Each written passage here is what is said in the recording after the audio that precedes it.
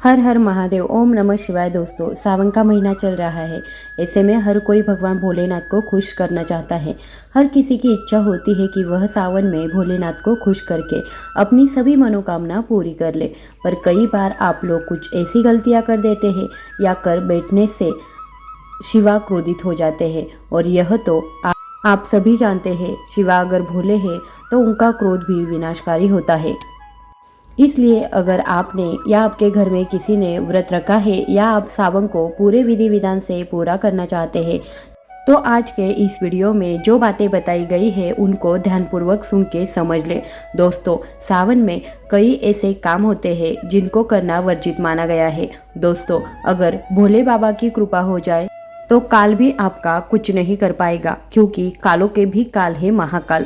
इसलिए अगर आप भी महादेव की कृपा पाना चाहते हैं तो सच्चे दिल से कमेंट बॉक्स में लिखे हर हर महादेव, ओम नमः शिवाय और एक लाइक जरूर करें। दोस्तों, सावन में या सोमवार व्रत में क्या खाए क्या नहीं खाए, सावन में लहसुन प्याज खाए या नहीं, व्रत में नमक खाए या नहीं, कौन सी गलती नहीं करनी चाहिए, पति पत्नी को दूरी क्यों बनाना चाहिए और कौन से रंग के कपड़े नहीं पहनना चाहिए, ऐसी कौन सी गलतियां हैं जिसे सावन के दौरान हमें भूलकर भी नहीं करना चाहिए। साथ ही सावन के इस पवित्र महीने में कितने सोमवार पड़ेंगे और सावन की समाप्ति कब है, आइए जानते हैं सब कुछ इस वीडियो में। दोस्तों, सावन का महीना कोई मामूली महीना नहीं होता है। यह महीना साक्षात एक ऐसे प्रेम की सौगात लेकर आता है जो कि भक्तों को बड़ी बेसब्री से इंतजार रहता है। सावन का महीना इतना पवित्र होता है जिसका आप अंदाजा भी नहीं लगा सकते। सावन का त्यौहार भारत में तो मनाया ही जाता है, लेकिन क्या आप जानते हैं विदेश में भी सावन का महीना बड़ी जोरों शोरों से मनाया जाता है।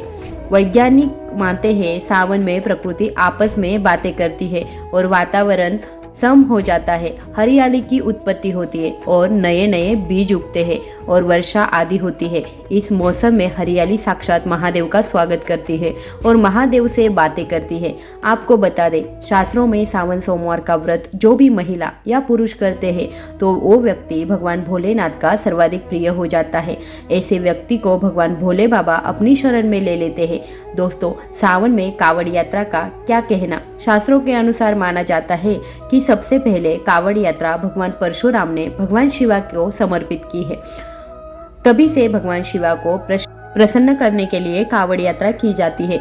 दोस्तों, लेकिन क्या आप जानते हैं सावन में 10 ऐसे नियम हैं जो आपको जानना बहुत ही आवश्यक है। अगर इन नियमों का पालन पूरी तरह से आपके जीवन में नहीं करते हैं तो आपको भगवान शिवा के क्रोध का सामना करना पड़ सकता है। आपका पूरा परिवार गरीबी, निर्धनता और बर्बादी का सामना कर सकता है। आइए जानते हैं। तो सबसे पहले जानते हैं विधि विधान व्रत की तारीख। पहले सोमवार का व्रत 10 जुलाई, दूसरे सोमवार का व्रत 17 जुलाई, तीसरी सोमवार का व्रत 24 जुलाई, चौथे सोमवार का व्रत 31 जुलाई, पांचवा व्रत 7 अगस्त, छठा व्रत 14 अगस्त, सातवां सोमवार व्रत 21 अगस्त और आठवां सोमवार व्रत 28 अगस्त को रखा जाएगा। दोस्तों, अब जान लेते हैं सावन सोमवार के व्रत में क्या खाना चाहिए और क्या नहीं खाना चाहिए। अगर आपने सावन सोमवार का व्रत रखा है तो आप इस दिन सात्विक भोजन ही करें। यह निर्जला व्रत नहीं होता, इसलिए इस व्रत में सेंधा नमक से बनी चीज आप खा सकते हैं। अगर आपने फल खाने का संकल्प लिया है तो नमक भूलकर भी ना खाएं। आप फल वगैरह ही खाएं और कुछ मत खाना। व्रत के दौरान बाहर के गन्ने का जूस मत पीना, उसमें नमक पड़ता है। बाहर का जूस भी मत पीना, उनके बर्तनों में भी नमक पड़ा होता है। वो नमक आपके मुंह तक जाएगा तो आपका व्रत खंडित हो जाएगा। व्रत में डब्बा बैंड जूस नहीं पीना चाहिए, उसमें कई केमिकल्स पड़े होते हैं और आपका व्रत टूट जाता है। दोस्तों, सावन में कई बार शुक्रवार का दिन पड़ जाता है तो खट्टा भूलकर भी कभी मत खाना, क्योंकि माता संतोषी इस दौरान जागृत अवस्था में हो जाती है और हमारे ऊपर अगर हम ऐसा करते हैं तो रुष्ट हो जाती है। इस दिन आप पानी पूरी, इमली की चटनी वगैरह, खट्टे फल वगैरह जाने अनजाने भी मत खाना, क्योंकि इससे माता संतोषी क्रोधित हो जाएंगे। एक बार माता संतोषी रुष्ट हो गई तो आपको जिंदगी भर कष्ट भोगना पड़ेगा। माता रानी भोली है, पर सावन के महीने में जो भी शुक्रवार के दिन खट्टा खाता है उसे परेशानी और माता के क्रोध का सामना करना ही पड़ता है। सावन में साधारण नमक फलों पर लगाकर या अमृत के बीच में भरकर भूलकर भी ना खाएं। आप सेंधा नमक फलों पर लगाकर खा सकते हैं। सावन के व्रत में चाय आदि भी पी सकते हैं, लेकिन चाय में नमक मत डालना, इससे हड्डियाँ गल जाती है। सावन के व्रत में दूध नहीं पीना चाहिए, इससे भगवान शिवा क्रोधित हो जाते हैं। सावन में हल्दी मिलाकर दूध पीने से भयंकर श्राप लगता है। सावन में बच्चों को दूध पीना चाहिए तो घर के बड़ों को दूध नहीं पीना चाहिए। यदि सावन का व्रत अगर आपने मीठा रखा है तो आप खीर पराठा या दही पराठा खा सकते हैं। आप चाहे तो सेंधा नमक से बने आलू के पकवान भी खा सकते हैं। आलू की सब्जी आटे की रोटी के साथ खा सकते हैं, लेकिन आटा ध्यान से देख ले, पुराने आटे में कीड़े पड़ जाते हैं, जिससे आपका व्रत खंडित हो सकता है। इसके अलावा अन्य किसी भी व्यक्ति को मांस, मदिरा, लहसुन, प्याज इत्यादि का सेवन भी नहीं करना चाहिए। व्रत रखने वाले व्यक्ति को धनिया पाउडर, मिर्च पाउडर, सादा नमक का सेवन बिल्कुल भी नहीं करना चाहिए। आपका व्रत हो या ना हो, किसी भी व्यक्ति को कड़ी पकौड़ी नहीं खाना चाहिए। और वही पत्तेदार सब्जियां, पालक, मेथी, लाल भाजी, बथुआ, पत्ता गोभी जैसी सब्जियां या साग सब्जियां भूलकर भी नहीं खानी चाहिए। यह जहर के समान मानी जाती है। इसमें कीड़े आ जाते हैं, सांप बिच्छू वगैरह रहते हैं, और जो भी व्यक्ति सावन में बैंगन की सब्जी खाता है उस व्यक्ति को घोर पाप लग जाता है। इसी कारण लोग द्वादशी और चतुर्दशी पर बैंगन नहीं खाते हैं। पत्तेदार सब्जियां क्यों नहीं खाई जाती, इसके पीछे एक कथा है, मैं आपको बताऊंगी। दोस्तों, सावन के पवित्र महीने में कौन सी भी गलती नहीं करनी चाहिए। इस गलतियां पाप का भागीदार तो बनती है, साथ ही साथ ऐसा व्यक्ति नरक में अटक रहता है।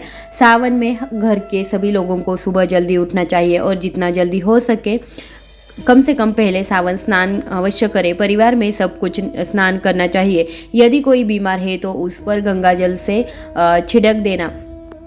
सावन में किसी भी गरीब का अपमान ना करें, क्या पता उसे गरीब के रूप में भगवान शिव हो, क्योंकि भगवान शिव सावन में अपने भक्तों की परीक्षा लेने आते हैं। सावन में देर तक सोने वाली महिला का पति बर्बाद हो जाता है, उसकी मृत्यु निकट भविष्य में जल्दी हो जाती है। इसलिए पति के उठने से पहले सावन में हर स्त्री को जल्दी उठना चाहिए और भगवान शिव की पूजा करनी चाहिए। सोमवार व्रत आपको अवश्य करना चाहिए, ऐसा करने से धनलक्ष्मी का वास होता है।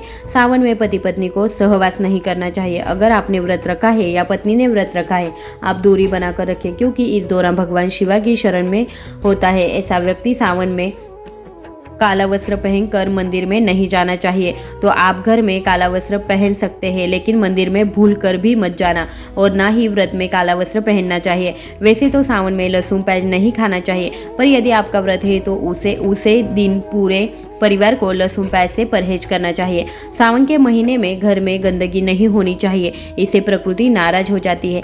सावन में आपके घर का जो मंदिर है उसमें माचिस के खाली डिब्बे या माचिस नहीं रखना चाहिए। सावन में घर में किसी भी व्यक्ति को गाली नहीं देनी चाहिए, चुगली आदि नहीं करनी चाहिए। पत्नी को अपशब्द नहीं करना चाहिए, ना ही पति को अपशब्द करना चाहिए, इससे भगवान शिवा आपको श्राप देते हैं। सावन में जो भी व्यक्ति दूध में हल्दी डालकर पीता है उसके ऊपर महाकाल का क्रोध बरसता है। सावन में बाल, नाखून आदि ना काटे चाहिए, ये आपको पहले कर लेना चाहिए। कोई ज़्यादा समस्या हो तो आप ऐसा कर सकते हैं, पर शिवाजी से क्षमा आप अवश्य मांग ले। सावन में शरीर पर तेल नहीं लगाना चाहिए। यदि आपका व्रत है तो आप शरीर पर तेल ना लगाएं। माता पिता सम्मान करना चाहिए, क्योंकि माँ माता पार्वती और पिता भगवान शिव जी के समान रहते हैं, इसलिए माता पिता के इन दिनों में वास होना चाहिए। माता पिता का आदर करने से भगवान शिवा और माता पार्वती प्रसन्न होती है। सावन में देवी देवता से जुड़ी कोई भी चीज़ कभी किसी को मत देना, तो भगवान शिवा आपके घर से सदैव के लिए चले जाएंगे। दोस्तों, अब जानते हैं सावन के इस पवित्र महीने में शिवलिंग पर कौन कौन सी चीज नहीं चढ़ानी चाहिए जिससे आपको पाप लगेगा। शिव पुराण के अनुसार शिव भक्तों को कभी भी भगवान शिवा को ऐसी हल्दी और सिंदूर सहित यह 6 वस्तु नहीं चढ़ानी चाहिए। पौराणिक कथा के अनुसार केतकी के फूल ने ब्रह्मा जी के झूठ में साथ दिया था, जिसे नाराज होकर भगवान भोलेनाथ ने केतकी के फूल को श्राप दिया था। केतकी का फूल शिवलिंग पर नहीं चढ़ाया जाता, और वही नारियल का पानी भी शिवलिंग पर कभी भी अर्पित नहीं करना चाहिए। शंकर से जल भी भगवान भोलेनाथ को नहीं चढ़ाना चाहिए। शास्त्रों के अनुसार सुबह 5 बजे से लेकर सुबह 11 बजे तक शिवलिंग पर जल चढ़ाना बहुत ही शुभ और अत्यंत मंगलकारी होता है। कभी भी शाम के समय शिवलिंग पर जल चढ़ाए। शास्त्रों के अनुसार शिवलिंग पर काली मिर्च चढ़ाने से रोगों का नाश होता है। इसके साथ ही सुख समृद्धि की प्राप्ति होती है।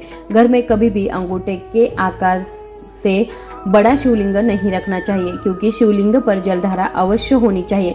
भगवान भोलेनाथ को टूटे अक्षदा कभी भी अर्पित नहीं करना चाहिए, इससे शिवा क्रोधित हो जाएंगे। सावन के महीने में कटे फटे बेलपत्र शिवलिंग पर कभी भी अर्पित नहीं करने चाहिए। बेलपत्र की संख्या 3 होना चाहिए, बेल पूरा होना चाहिए, साबुत होना चाहिए। लेकिन आप 6 महीने पुराना बेलपत्र भी शिवलिंग पर अर्पित कर सकते हैं, लेकिन वह कटा फटा हुआ नहीं होना चाहिए।